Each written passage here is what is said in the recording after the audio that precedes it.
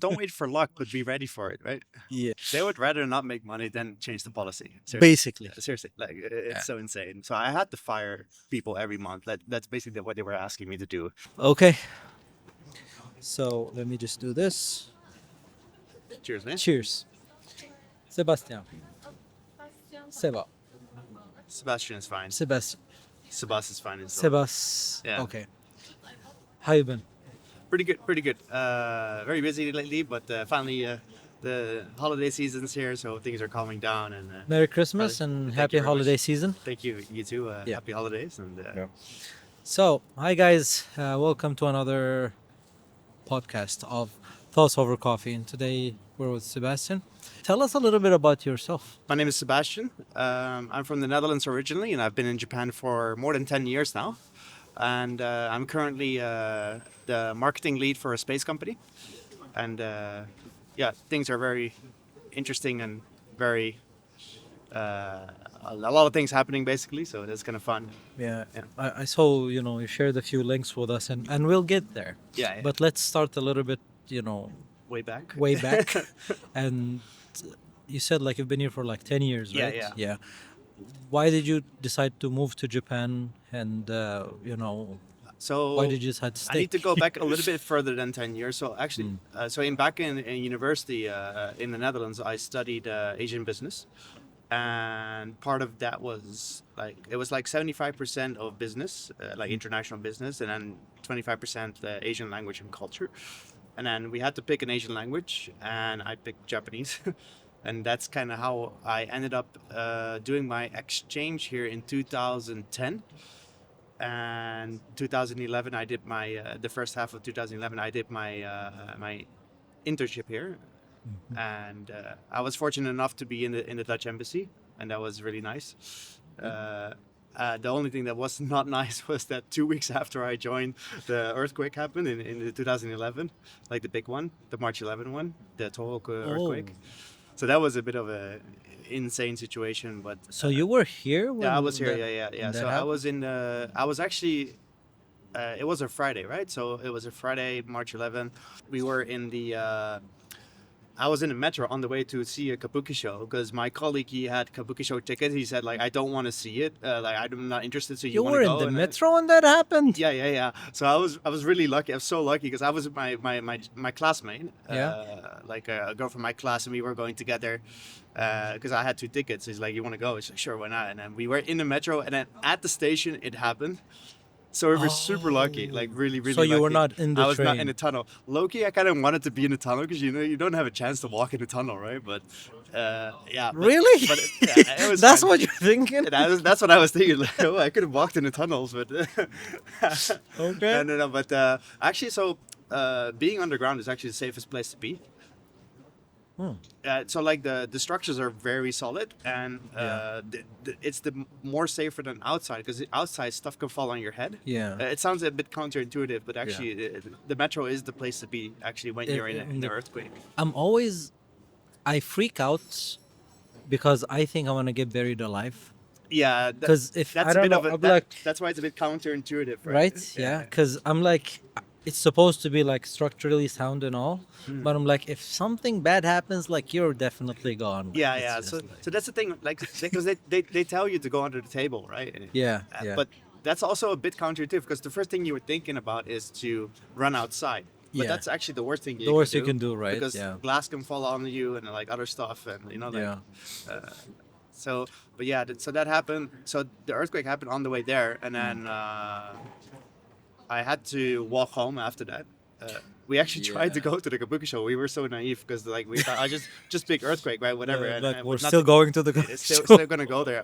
Obviously canceled. Yeah. And then we were like, okay, now what, right? So we started walking. It was not too crazy far from our university, so we just walked back to our university, and then we were in a cafe there, and that's when my parents called me. This was like 2.5, 3 hours later, because Yeah. there was no reception, like Yeah, no right, cell phone yeah, reception, yeah, right? yeah. So. My dad was like, we could finally talk to you. Are you alive? He's like, yeah, I'm good. I'm just in a cafe. And I'm just like, no, it's really bad. And like, there's the tsunami. And it's like, what? What are you talking about, right? I didn't know, right?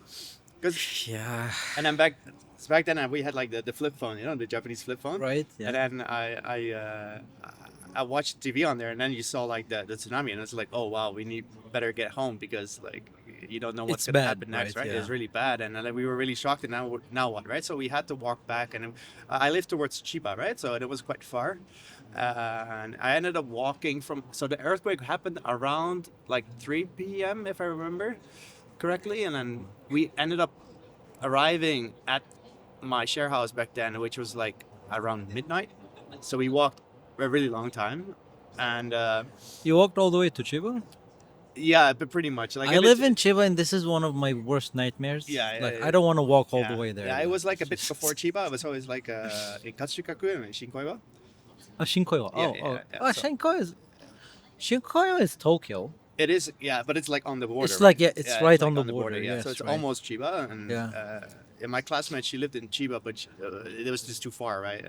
So we just told her like come in our share house, and we had enough space anyway, so we kind of crashed there, and then but yeah, that happened. But I was in the embassy, which was really fortunate. I actually You're moved- saying you were at the embassy? Like, what do you mean? Like, so I was an intern in the Dutch embassy, okay. and I was in the foreign trade division basically. So I was helping Japanese companies establish something in the Netherlands as an investment, right? Okay, So yeah. because that's beneficial for the Netherlands as well, right? So the Yeah. more companies are there, the more employment Yeah, they can definitely. provide, right? Yep.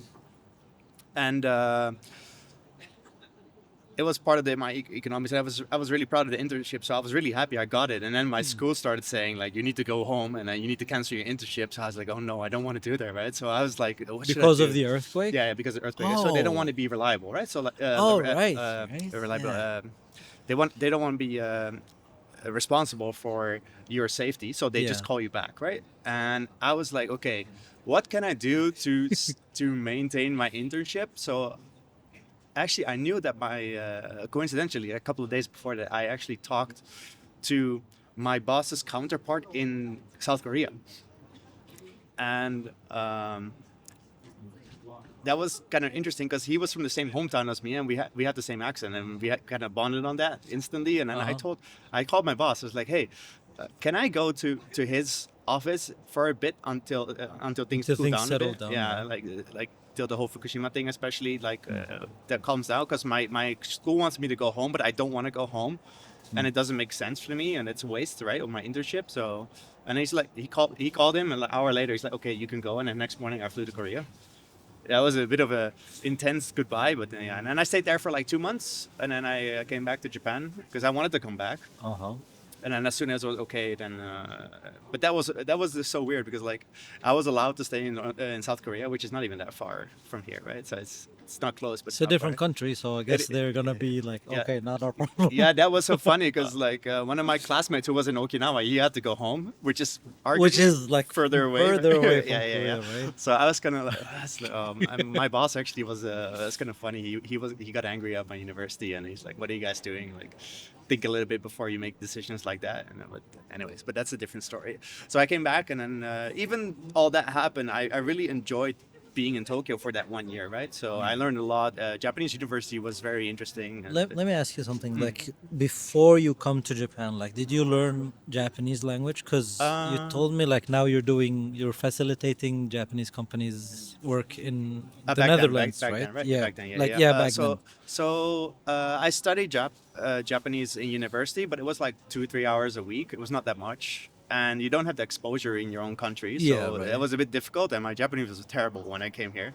But then my first half year, I was in a Japanese university, and there I had like school like Japanese class every day for like 3-4 hours. So that really helped. And then yeah. just being here, just the exposure really Yeah, it's kind of pushes you up. And especially if you, I think this is where a lot of people make a mistake. Actually, is like if you put yourself in that situation where you need to use Japanese, because it's easy to just not like hang out with only foreigner friends, and and like get that bubble in. Yeah. Like even in our university, there was a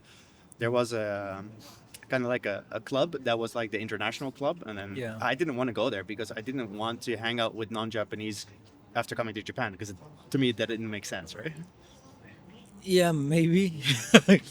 I mean, like, of course it's good to have some Is- foreign friends. and, Sometimes like you want to communicate with people Yeah. like who It you makes know, it and easier, this- of course, It's a but- little bit yeah, easier. yeah. But it's very all about balance, right? counterproductive. Yeah, Like yeah. balance, right? It's all about balance. Yeah. Yeah. That was so 6 months of exchange. That's where my Japanese got so much better, like like way exponentially up. Oh. And then my internship really helped a lot as well. I got to be in some really cool events because embassy, and I was in the best place for information back then about the earthquake, which is really Yeah. reassuring for my parents as well, right? Because of course your parents are going to be curious. That's crazy, Right. like hell, right? So, but yeah, so that was a full year in Japan, and then I went home, graduated university, and then I did. I actually did some part-time job just to earn money to come back to Japan. Uh, back in the Netherlands. Yeah. So back in the Which Netherlands. city are you from? I'm from The Hague originally. The Hague. Yeah. Okay. So the government city, Yeah. which where the International Crime Court is. Yeah. I studied in Rotterdam, but I lived in The Hague. I just commuted. It's not that far. Our country's really small, so yeah. I don't know a lot about the Netherlands, like about the cities, but I know football clubs, and Yeah, exactly. usually like Yeah, you it's- immediately start to kind of know like cities. Yeah, exactly. Just, So like, just like my but The dad. Hague is for But The football, Hague is like, well, it's I don't think we're that- terrible, so that's why They- we actually got demoted a couple of years ago, and now Oh, we're really? not in it at all. So you have a football club. yeah, we do. We in The do Hague. actually. We have quite a big stadium, but Not now very. they don't have the money now to maintain it, which is a bit of a tricky situation. But Yeah. basically, the Netherlands is the same size as Kyushu.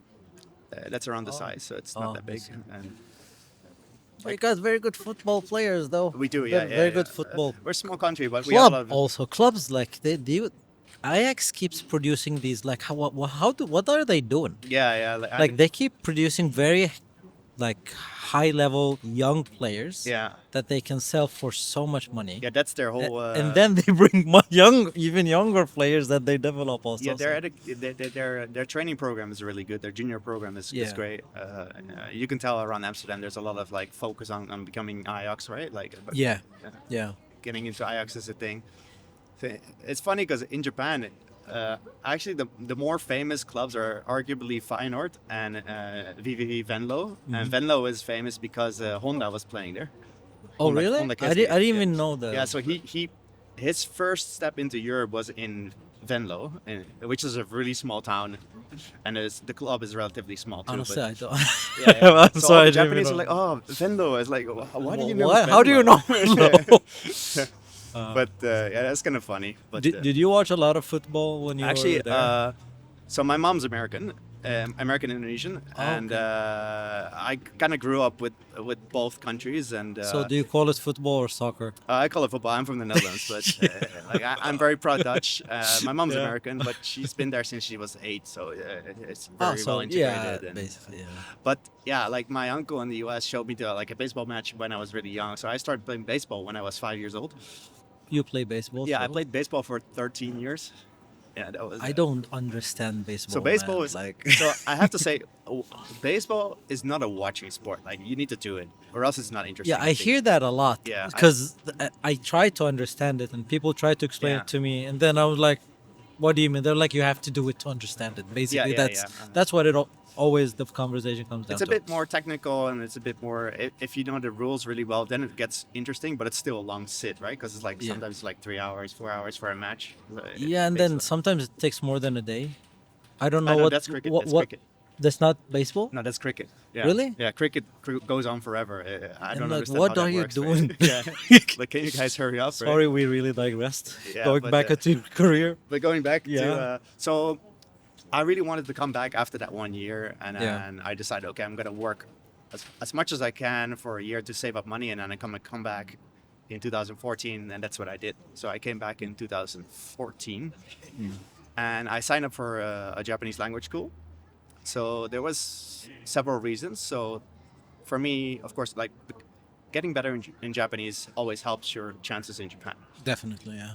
I don't want to say it's 100% necessity, but you do. Like It's a 99% necessity. Pretty much, yeah, it's yeah. not 100, like but it's not just really up necessity, there. but it's also more fun, right? Like you probably know this as well. Like the more Japanese you speak, the more you can actually talk to people, of course, and then talk like do your own thing in the neighborhood or whatever, and then you get more relationships, and that helps a Yeah, I lot, I mean think. that's it's literally everywhere. Like if It's you not a don't Japan. speak the language, Yeah, yeah, like exactly. Even in the but Netherlands, actually. So in the Netherlands, everybody speaks English, yeah, but it's so different if you learn Dutch and if you're actually putting that effort in.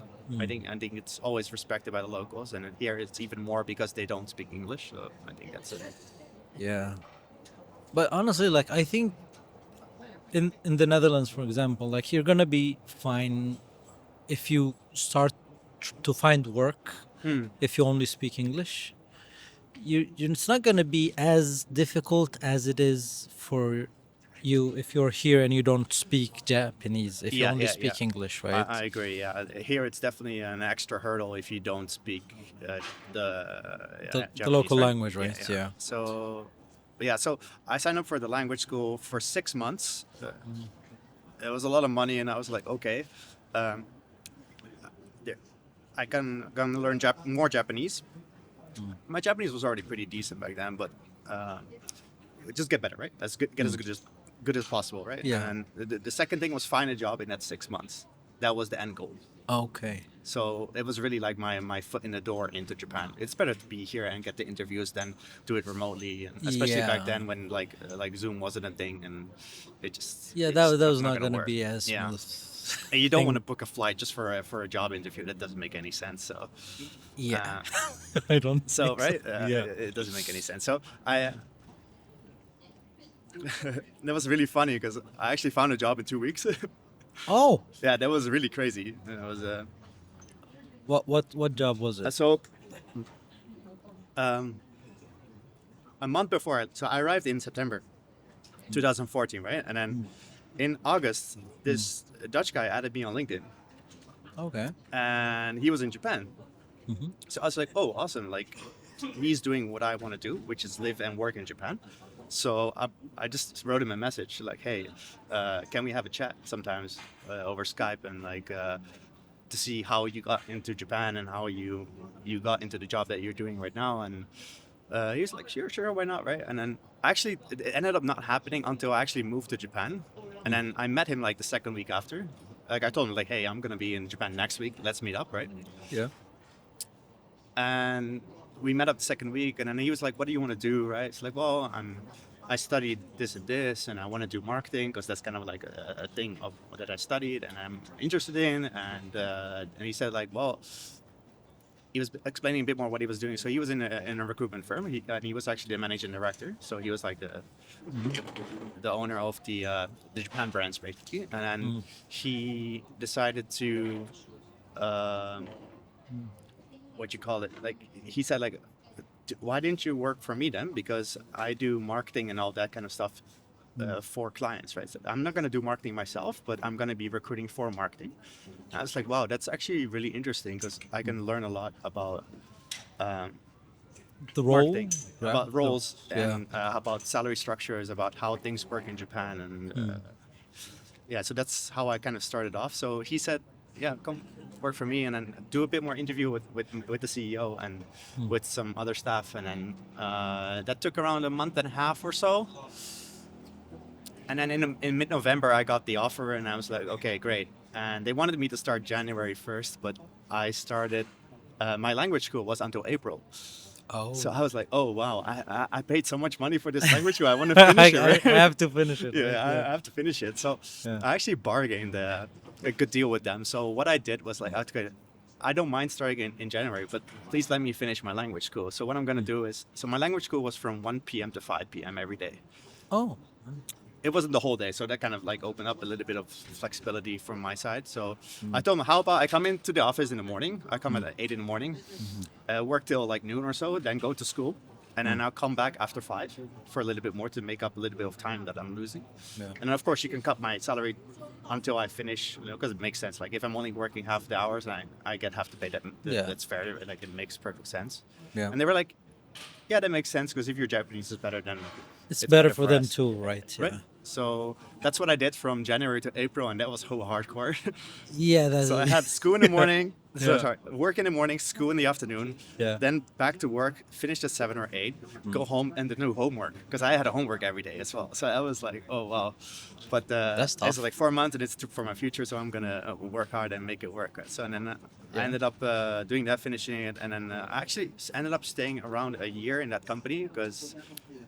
In recruitment. Yeah. Yeah. So I didn't know anything about recruitment, right? So I kind of came in with a blind thing. Like I didn't know it was a thing in Japan, and it was that there was this whole international search kind of thing.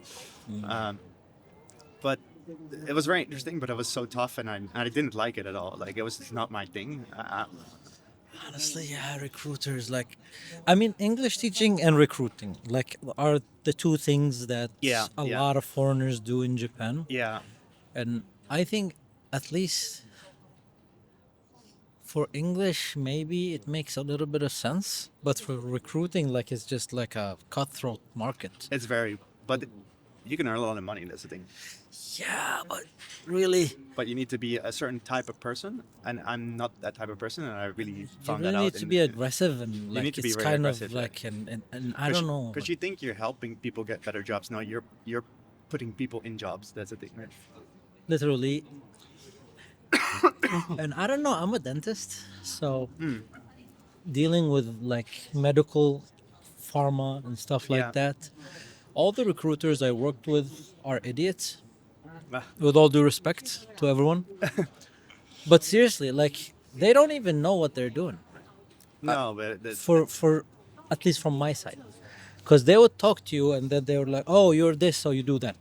yeah, And I'm like, "Do you even know what background do I have? Like, do people like me have?" yeah. They go like, "Oh, you do this, you go there." Like, It's like no, no. That's not. that's not how this goes, you know. Yeah, and that's kind of the difficulty about being a recruiter is that if you're not from that field, you don't know too much, and you have to deal with limited information, right? Especially in the beginning. Yeah, or like you have to do your research a little bit so you would know Yeah. this candidate, what are they And that's what doing, make what a their good recruiter. background is. I don't know how it goes, but like I think recently it's gone better.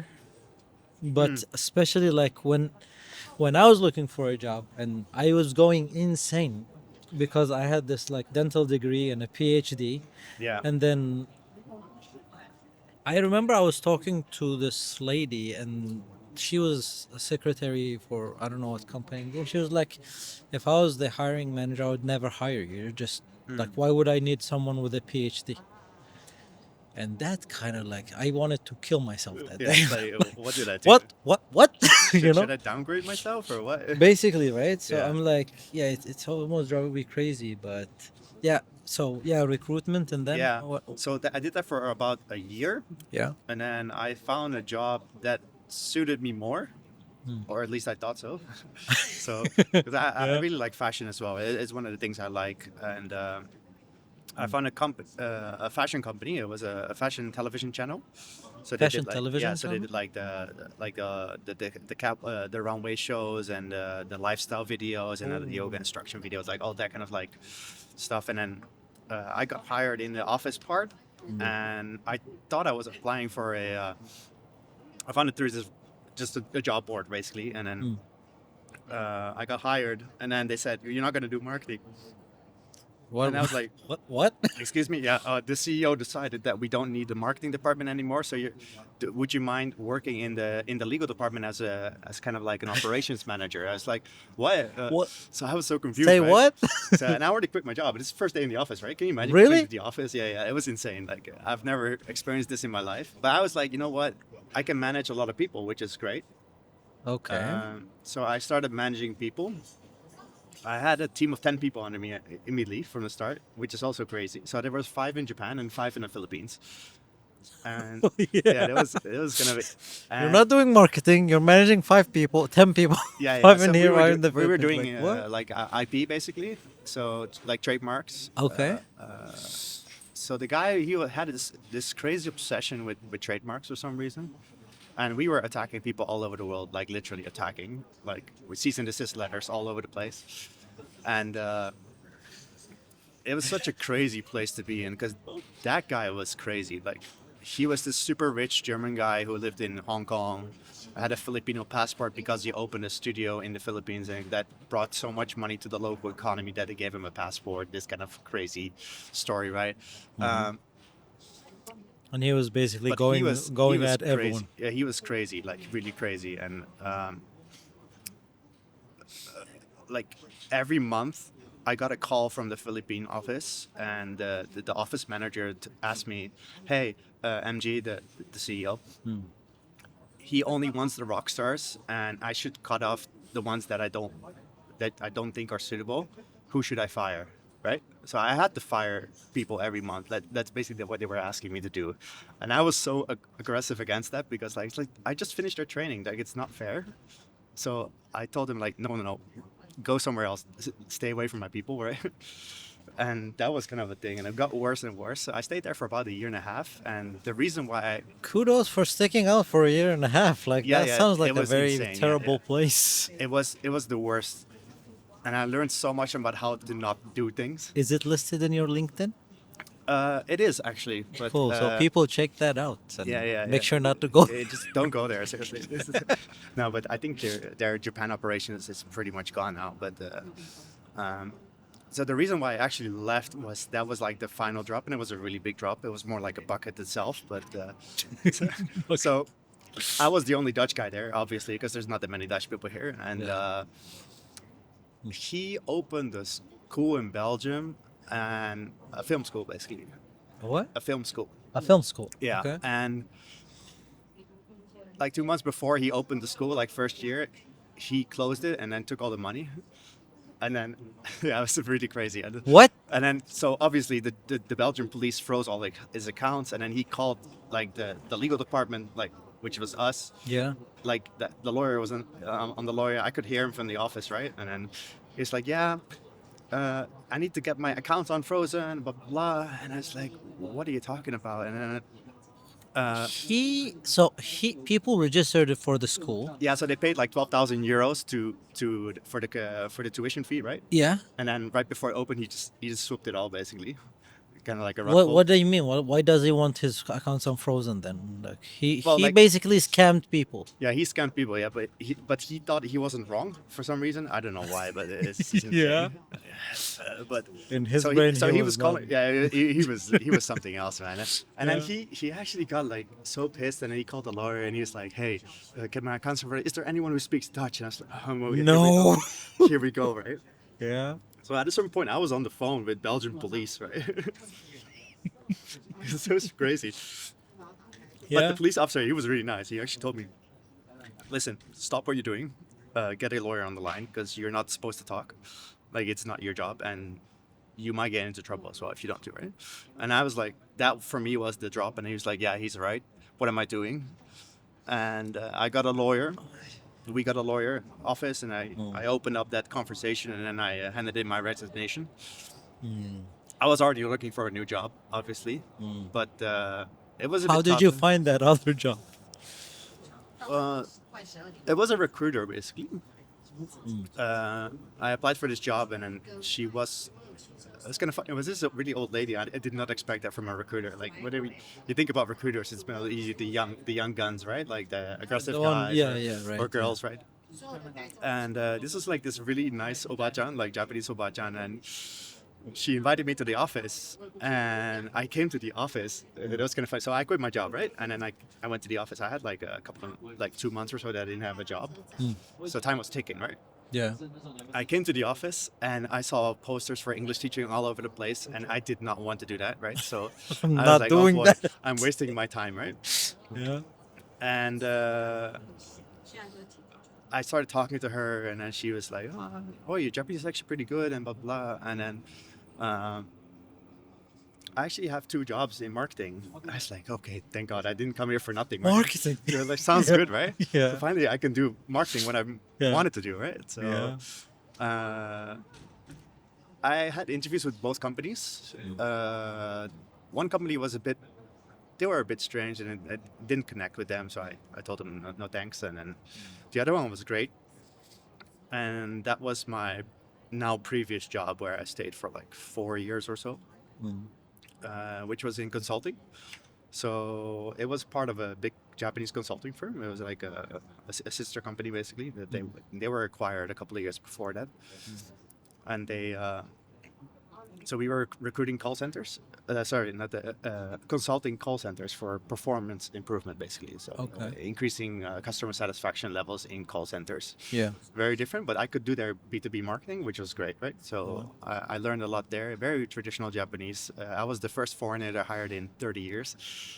And that was it. Nice. So I came and shook up the place a bit. It was kind of funny, but they were really nice to me. Everybody was a bit older as well, so they were like, "Oh yeah, my son is same age as you," and I was like, "Oh well." I was like, "I'm not sure if that's a good thing or not." Yeah. But, so you really look to me as your son rather than your colleague, which is kind of a weird situation. I but mean, hey, in Japan, it's a thing like that, right? it is right.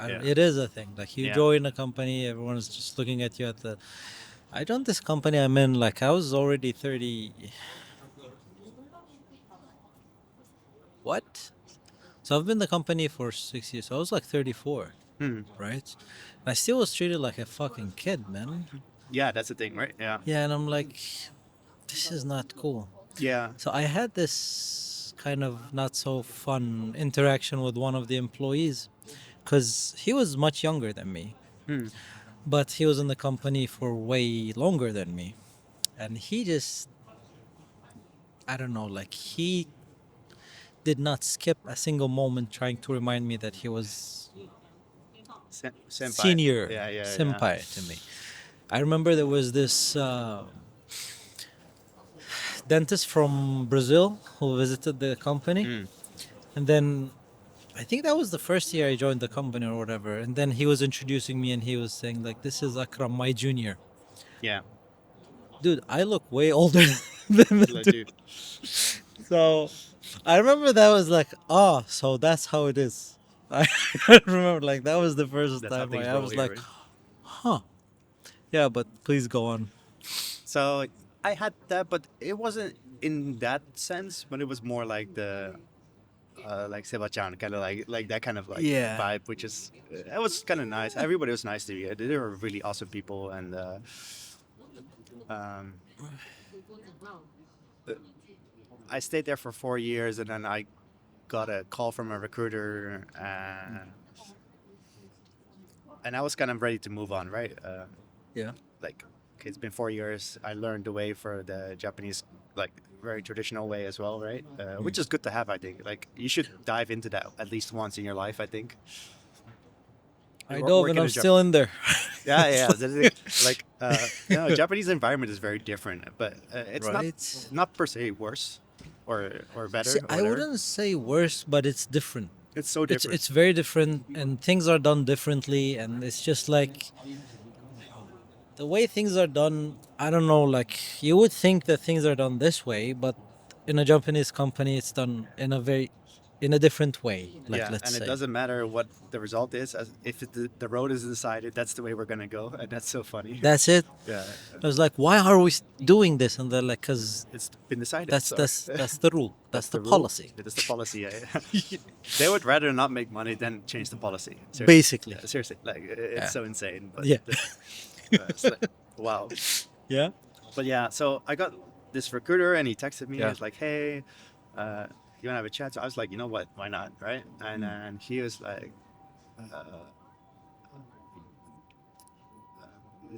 we're actually developing AIs, and these AIs help with finding candidates for companies, and this is kind of how we found you. So we utilize our own UI, AI technology. Yeah. our own tech to do recruitment as well, basically. And it's like, wow, that's pretty That's cool, cool. actually. Yeah. Yeah, it's kind of nice, and it's not discriminatory, right? So like usually it's like all foreigner, never mind, right? So that happens, right? And Right. it does, of course, right? Yeah.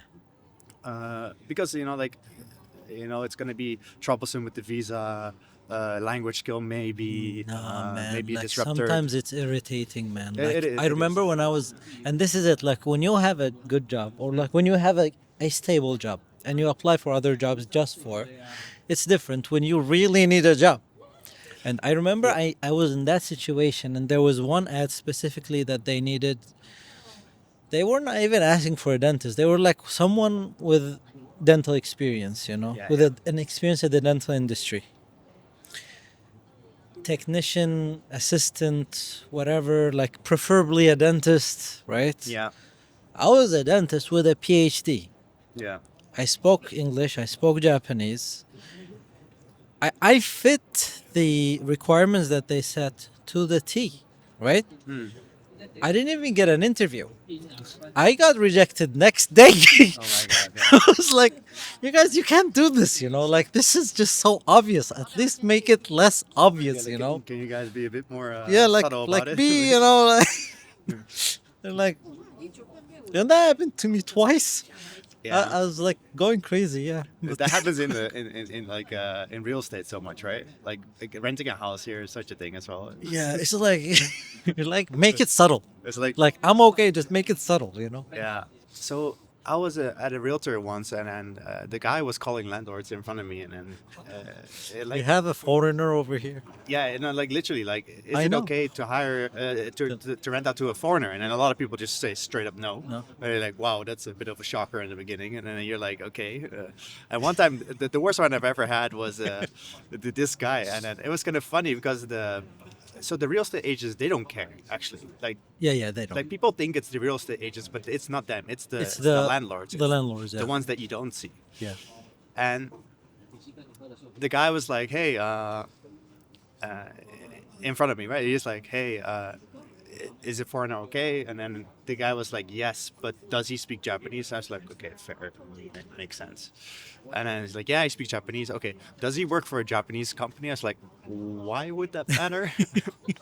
Like, what makes a difference? And then I was like, "Okay," and then in which country is he from? I was like, "Okay, why? have you- Would that make a difference as well, right?" Have you seen the episode I interviewed Sanjay in? Yeah. Same stuff, right? Yeah. Yeah, So, like it got worse, right? So like it got worse. it got worse. This is so funny. Like it's like It's like wait, there's more. but wait, there's more, and there was really more. And Okay. uh, and the guy said he's from the Netherlands, Yeah. and then okay, what's his skin color? It's like, excuse me. Oh my, And really? then the real estate agent, his face turned so red because he was so embarrassed to answer. No, he's white. yeah, he's white, and it's like, yeah, that's fine. It's like, But his eyes aren't blue though. Like, yeah, I it's hope, like- I hope yeah, that. he's not blonde. I hope that works. He's not blonde. Is that okay? I was like, wow. What And then color he, is and he he? hung up the phone. It's like, it's okay, but please don't rent from him. Like basically, that's what He the said guy. that? Yeah, the guy was actually he was really cool about that. Like he's Oh, like, dude, just yeah. don't. So Just don't. just don't. And I was like, yeah, of course, right? But anyways, but that's an off-topic thing. Yeah. So this whole AI thing, right? So like it helped me prevent a lot of this like discrimination. And he said like, hey, this is a company, and then they do solutions, but it's a space company. I was like, wow, that sounds cool. Can you tell me a little bit more? It's like, Is this the one that you're? yeah, that's my current company, Oh, right? So yeah. basically, what my current company, what we do is we build satellites, and we're building a constellation of satellites that can help with Earth observation. So taking images of Earth, which is creates a lot of data, obviously, and we sell that data, and we sell solutions that analyze the data that we take from space. Nice. And it's a special type of satellite, but I won't get too deep into it. But we can take images 24/7, even if it's cloudy, rainy, that kind of stuff. It's very interesting tech. Yeah. And there's only 5 companies similar to us in the world. Very unique, and they were like, "Do you want to do their marketing, and especially like their event marketing and like overseas stuff?" And I was like, "Sure." So now I'm doing that. Basically, I'm taking care of all the marketing events abroad. I prepare the booths. I prepare the whole back stuff, right? So like the payments, all that kind of stuff. If everything is all set up, then I go there myself as well, and then I attend the booths and like network and get more potential clients and get our name out, because that's the thing as well. Because our company is only 6 years old. So it's Oh, quite young. really? Yeah, it's really young. We got a lot of investment in the first couple of years, and now we just IPO'd actually, so that was kind of cool.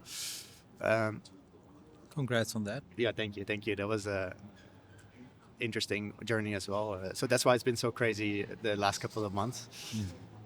But yeah, I go there to like really put our name out there, and it's really interesting. It's really fun, and I'm a part of. I'm in charge of the creative part as well. I do the creative part. I do the events abroad, and then I help out with other stuff that's related to marketing. Do you also work with? Do you do marketing inside of Japan? Yeah. So we do have a lot of events in Japan as well because it's a Japanese company. That's what I'm saying. Yeah, Because yeah. it's. I think it's a bit different inside or outside of Japan, like Very marketing different. strategies, right? Definitely, yeah. Like What's the difference from your point of view? the the biggest thing is the amount of information you need to provide for the local market. So like, if you would go to a booth abroad, it looks very clean, right? Like maybe just a satellite, space background, some bullet points, like like PowerPoints, right? Very Yeah. simple, to the point, and you do the talking yourself. In Japan, it's a bit different. So you have more like text, right? Like books of text on the wall. Yeah. And from a design sense, Doesn't make it's such sense. a nightmare. Yeah. It's so ugly. It's just like it And doesn't. especially with Japanese, because like the characters are very busy, right? Like alphabet in that sense, or like maybe even Arabic, because it's a bit more simple and a bit more clean than like. Yeah, but like with the whole strokes of the kanjis, like it's yeah. just. It's already insane. a bit of a sensory overload, and then there's a lot of text as well. So for me, it's always a bit, yeah, counter instinct when I make these sort of things. So, but I don't know, man. Like, even now, I'm like, I just don't get it. Yeah, I'm like, yeah, this, and like, and this it is works, difficult and it for works. me. Yeah. Even No, with but in PowerPoint. Japan, like, Yeah, no, yeah. this is the only way to do it. It is. It is. Yeah, if you try to make it that it looks good and minimalistic, probably not gonna be Yeah, interested. your in boss it. is going to be like, "Why is there no text there?" Yeah. It's like, Why sorry. is there no explanation? Like, why is there no explanation? Well, that's what you're there for, right? Yeah, like that concept doesn't work. But yeah, that was but it's cool, and in a way, it makes sense because the PowerPoint, especially in PowerPoints, like when it comes to booth, I still really disagree a lot, and we are trying to be global, so we're kind of in the middle. So we're cutting a lot actually, and then.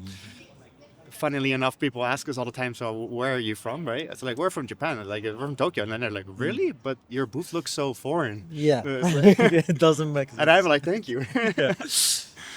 But, Okay, so working in Japan, like what, or living and working in Japan, like these are like a bit of different experiences if you're just visiting Japan, right? oh, definitely, yeah. On your point of view, what is the good part? What is the sexy part of living and working here? And what is the not very hot part of it? Yeah, I think it's so funny because it's always so easy to mention a lot of negative things, I think. But I mean, if you're living here for a very long time, you start to notice stuff that people Yeah. would not. Yeah. but a lot of positive things as well, I think. For me, it's like, it's very fun. Tokyo is so fun. Like, I'm really enjoying Tokyo. Like, I don't want to live anywhere else than Tokyo, actually. I've never lived outside of Tokyo, even the prefecture, right? Like, I've never lived in Kanagawa or Chiba or whatever. I really want to be in Tokyo because it's so fun, and I like the busyness. A lot of people think it's a bit much, but Same. it- For it- me, like it's like it feeds me in a way. It's kind Yeah, of really? I do like my trips outside of the city, right? But you want to live here. But I live here, like I lived in Shibuya, like literally like 5 minute walk from the station, Shibuya, for a bit, and that was really fun. And people are like, "Are you crazy?" Like, Yeah. I was in a way, but the rent was very high. But it was worth it, and it was fun as well, right? And it's the convenience stores being there, having other shops that are open till late. So in the Netherlands, actually, like shops close really early, like Really? at 6 Also? p.m. They're all closed. it's really weird, right? Like especially for Yeah. foreigners, they come to the Netherlands. They're like, why are Why are shops closed? I want to go to a Zara or H&M. Why is it closed at 6? Right? What's going on here, right? Because the Dutch people, we finish early, right? Like, we finish at 5, then we do our shopping really quickly and then go home ASAP, right? Like it's a like we eat dinner at 6. Like That's the max. that's kind of late. Yeah, okay. When I tell my friends in the Netherlands that I work till 6 every day, well, wow, isn't it tough to work till 6 every day? And it's like, what do you mean? It's like I kind of got used to it, right? Yeah. So there's that convenience, right? So the convenience and then the fun. Food's great, obviously, and people are like polite, right? Not everybody's nice. Like I think that's a thing that many people get wrong. Is there's a difference between polite and nice. Yeah. 'Cause, like, I think I know what you're saying. I mean, for instance, like the coffee shop that we're in right now, right? So it's great because if you order something, you're gonna get that. It's good, and you know that it's gonna be there, right? But at the same time, you cannot have a casual talk with this person. They will not Yeah. answer. Yeah, they're Like they will not. avoid it at all costs. Like they're gonna be awkward about it. Yeah. Yeah. Yeah. Exactly. Awkward. Yeah, like- Yeah, you cannot. Like you don't know when to do that, right? So Yeah.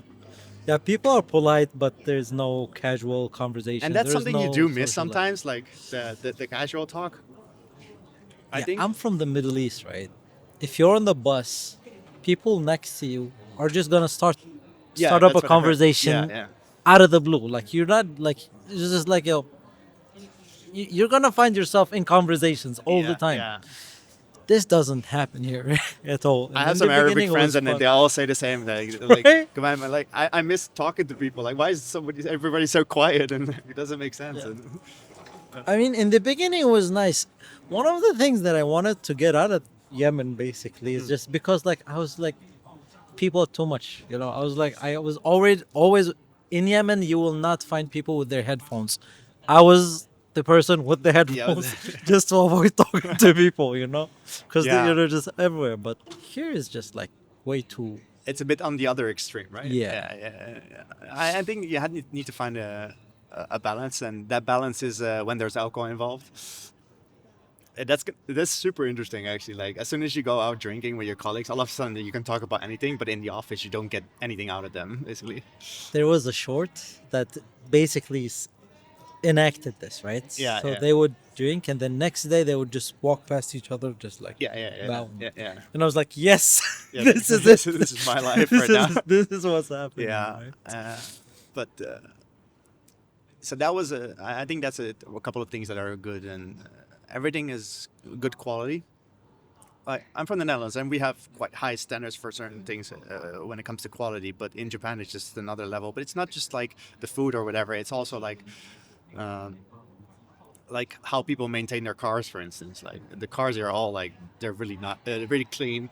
They're really good, and even secondhand cars, they look like brand new. Not just cars, everything. So we Yeah.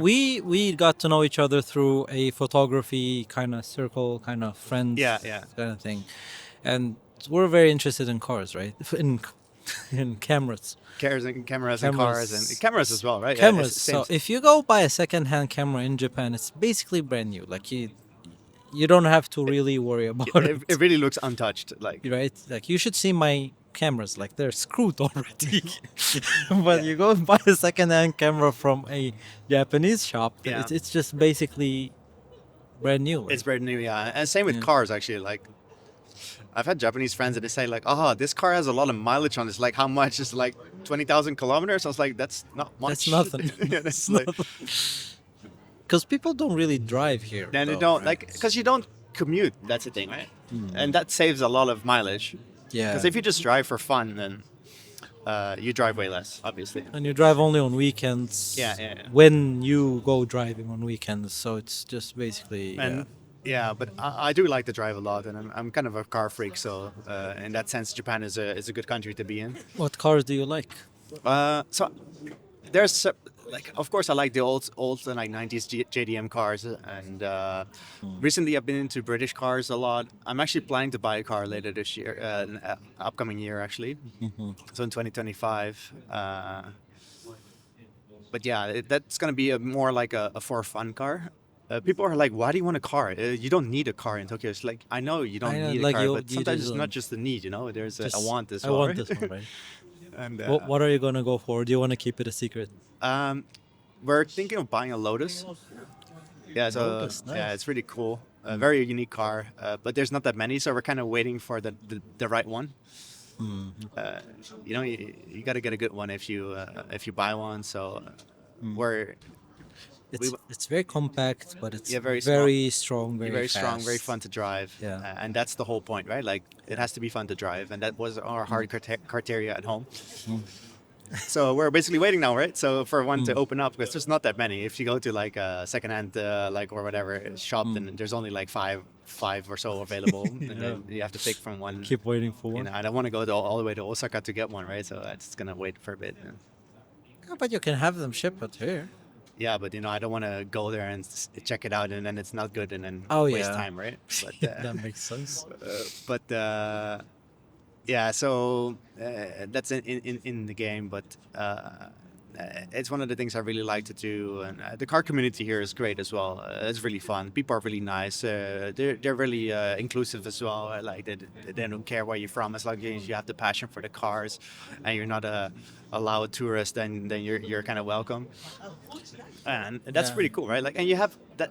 That's the thing with people in Japan, is that people say it's really hard to connect with Japanese, and that's true. But if you have a common interest, that breaks down a lot of barriers, I think. It helps break the ice. Yeah, yeah, It yeah. helps break the ice. Like, yeah, I mean, listen, like, I think in Japan you can have a lot of acquaintances. Yes. Yeah. That's They're true. not friends. Yeah. They're acquaintances. There are people that you do hobbies together Yeah. and, enjoy, go out for drinking, go out for food, go out to do this hobby, but then that's it. Yeah. And I think that's not exclusive to Japanese. It's also foreigners, I think, because with foreigners, there's always this thing that they might leave or they will leave. Yeah. And therefore, people have a bit more of a, okay, I'm not going to let you in my inner circle because I know you're leaving in 2 years or 1 year or like 2 months or whatever, right? Or after the semester or something like this, right? Especially in the beginning. Like, if you stay here for a bit longer, I feel like you know who's been here longer, so you kind of like stay connected a bit more, and that helps. But yeah, I think that's, to be fair, like locals probably think the same, right? Like, oh, he's a foreigner, so he's probably not going to stay here forever because, Yeah. right? Isn't it? And I think that honestly, like, this also is a thing for job opportunities, right? Like, Yeah, there are yeah, many people there are many companies, many people, like, many jobs, especially in academia. Yeah. They're like, yeah, we don't think he's, especially if they're like permanent positions, they Yeah. wouldn't just give them to foreigners because they're just gonna leave. Yeah, and it's not about sometimes it's not even about the language skill or the cultural difference. It's more about that insecurity of they might leave, Yeah. and that's, yeah, it's not very good. But Do you want to hear something extremely funny? So a friend of mine just told me about this. So there was this Japanese researcher who knows how to use a certain microscope, very advanced stuff. Like, basically a microscope is like $1 million or whatever. So he was recruited specifically for a position in the States that they bought the microscope specifically for him Wow. to work on. And it basically, like, it's some $1 million microscope or something. Like, it's something insane. Yeah. And they were like, we're buying this for you to come here and do this research. The dude agrees, goes there.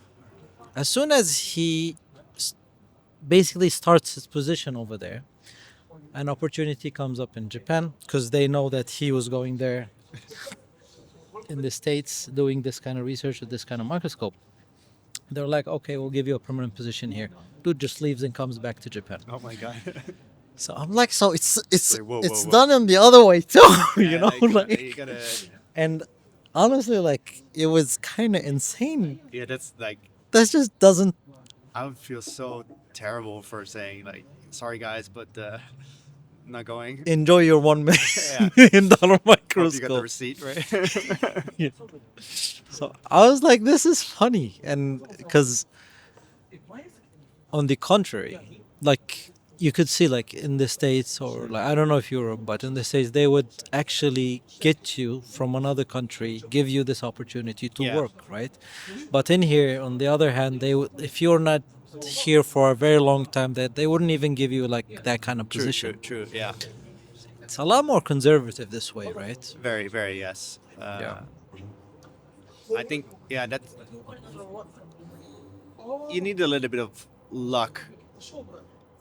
And luck is a very interesting topic, I think, because my job now is very interesting. I really enjoy it, and it's a very interesting industry, very now, if that makes sense, and very hot, right? And people say, "Oh, you're so lucky that you got that job," but am I lucky? Yes and no, I think. I mean, luck is always there, right? But you also have to know how to play your cards right. Yeah, and you need to have your cards ready. That's the thing. It's like if you're not there to take advantage of the luck that you're getting, then you're not gonna get it.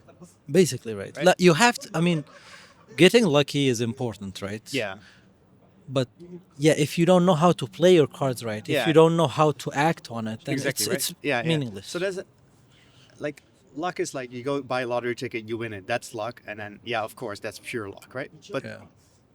that recruiter approaching me for that job, in a way, it's luck, right? It's kind of like it's there could have been so many people that he could have approached, Yeah. but he got to me first. But at that moment, I had the experience to be ready. Yeah. So if somebody is interested in kind of following on a similar career path, what would you kind of recommend for them? This is the thing, right? So I think To wait for don't their don't- lucky moment? no, don't wait for luck, but be ready for it, right? Yeah. That's the thing. I think that's the big part. As soon as you can, like, immediately benefit from that luck or opportunity. I wouldn't say luck, opportunity, right? Opportunity, yeah. You need to be ready, and you have to make sure that you're available to get that opportunity, right? Yeah. Like learn the language. You could, of course, I could do a marketing job that I don't need Japanese in, but like speaking Japanese opens up that door that I needed to get into this job as well, right? Yeah. And then that's the same with like being in marketing, being in Japan as well, right? If you're not in Japan, then you won't get recruited for a certain job, or you won't bump into the right person that could help you get a job, you know? Because To be honest, like for you, like I was very surprised actually, but it made sense that when you said like you were studying a marketing program that had Asian studies in Yeah, it, yeah, yeah. right? Because it makes a lot of sense. So if somebody's interested in following this kind of career path, and Yeah. especially for young people out there, that's probably one of the. That's where you start preparing, right? yeah, exactly, right? So know what is going on in the market that you're going for, whether that is in a different city or a different country or a different continent. Know what the culture is, and this is even per company. I think that's different, right? Like every company has their own culture, so you should be ready for it as much as you can, and be open to meeting new people. Because I think if you're not open to meeting new people, you don't create those opportunities. And So sorry, do you find yourself to be a very outgoing person, or some people are just so what do you call it, like like introvert. introvert Uh, kind of thing? I have my moments. I think I'm very social. I think like a social butterfly kind of thing. Even back in the Netherlands, it was always like the parties were at my house and stuff like that, and this kind of thing. But don't you think like even if you were an introvert, you need to get out of that shell in order to kind of, especially if finding opportunities in a different country, like being an introvert won't help you a lot, right? Yeah, you can have your shell. I think that's totally fine. Because I have my moments as well. I just want to sit at home, play a game or whatever, or watch YouTube for like 6 hours straight or whatever. But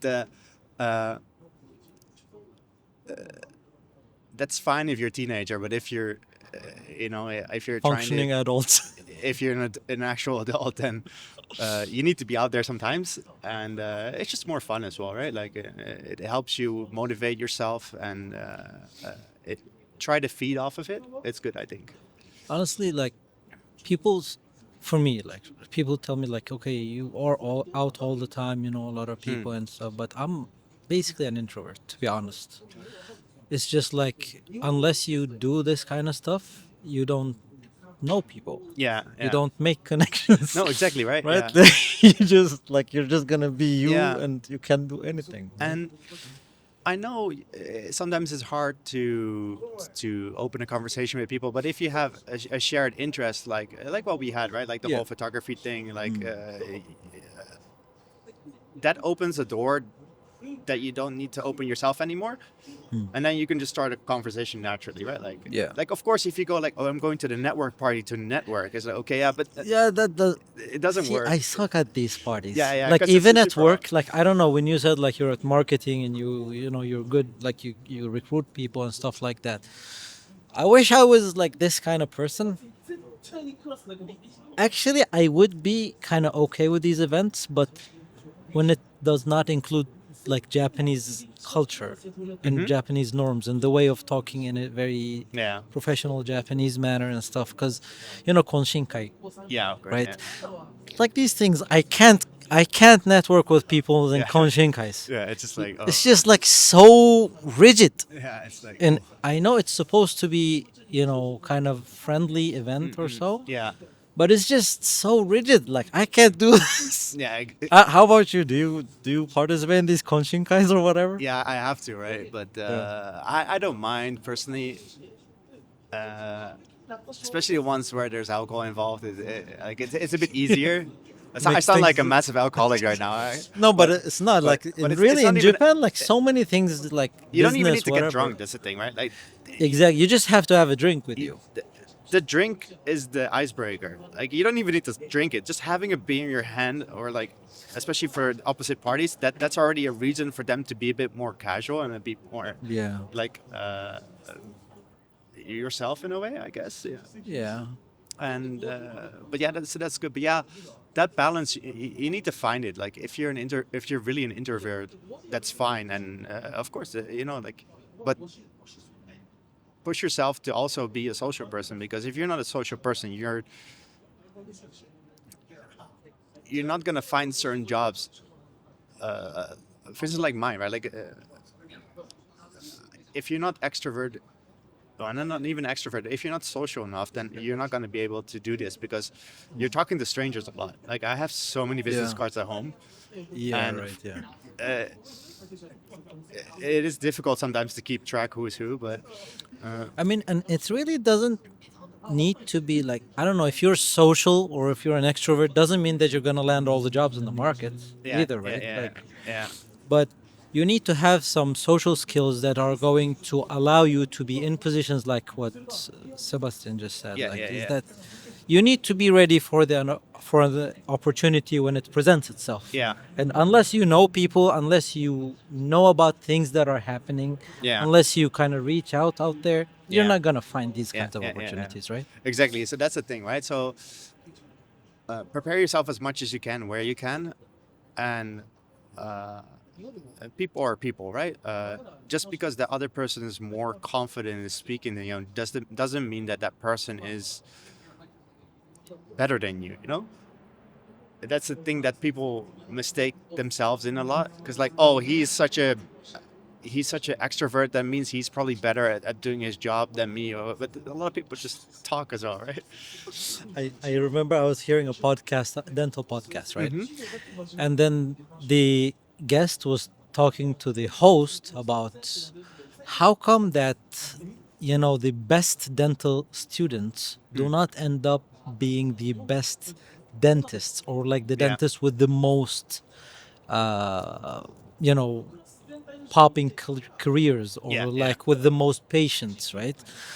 It's because they were so busy studying, they did not develop their social skills enough. Yeah, yeah, yeah. While the guys that were partying, Yeah. and did the job, but they were partying. Like Yeah. they also had fun and they knew how to talk to people, and they basically knew how to socialize, and Right. how to, when you talk to different people, how to talk to different people. Yeah. You know what I'm saying? Yeah, true.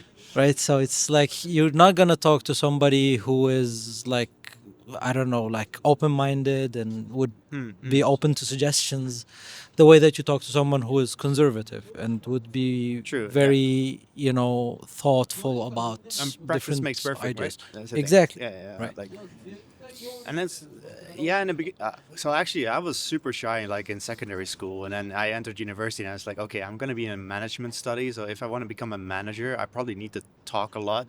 So I need to get away of this shyness, right? Like, what do I do? Yeah. Because being shy and being introverted and extrovert is very different, right? So I basically forced myself into situations uh, that I had to speak in public or to strangers, right? So I was a part of the open house committee of the school. I was doing like a part-time job in a cafe just to talk to strangers because you're constantly collecting the strangers and this kind of, all these kind of small things, right? And these small things really happen, like help with your stuff in the future, right? And that's what I'm still benefiting from right now, and that's why I really appreciated the recruiter job as well.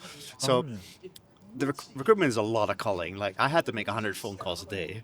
Like it was insane. Like I was phone smashing, right? And it was kind of, and I hated phone calls. But now I'm totally fine with just picking up the phone and making a call, even if it's a contact center or whatever, right? Yeah. Yeah. But yeah, I used to be really terrible at it, and I was avoiding it at all costs. But now I just pick up the phone and do it. And